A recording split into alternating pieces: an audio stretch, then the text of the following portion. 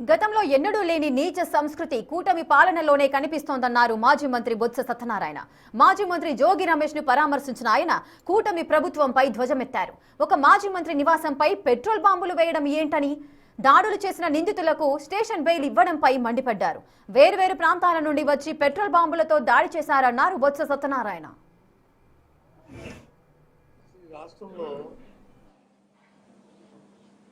పరిపాలన అనేది ఉందా,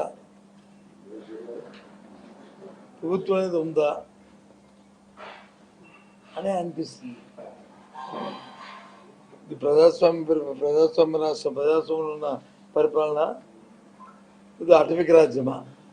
ఎప్పుడైనా గత 30 సంవత్సరాల ముందు జరిగినాయి పెట్రోల్ బాంబులు, యాసిడ్ బాంబులు అనేది ఎక్కడైనా ఈ సంస్కృతిని చూస్తాము మనం.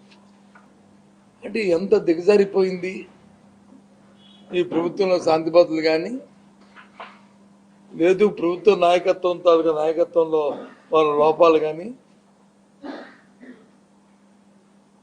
అవన్నీ తేటతెల్లంగా కనిపిస్తున్నాయి. చాలా ప్రమాదకరం. ఇలాంటి ప్రభుత్వాలు ఉన్నాం. మన ఆంధ్ర రాష్ట్రానికి,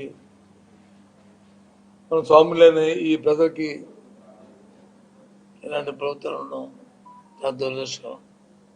విజయవాడ నుంచి లేకపోతే ఇంకో జగ్గేపేట నుంచో, విజయవాడ నుంచో, లేకపోతే పక్కనున్న మచిలీపట్నం నుంచో, అంత దూరం నుంచి అల్లరమ్మకులు వచ్చి ఈ రకంగా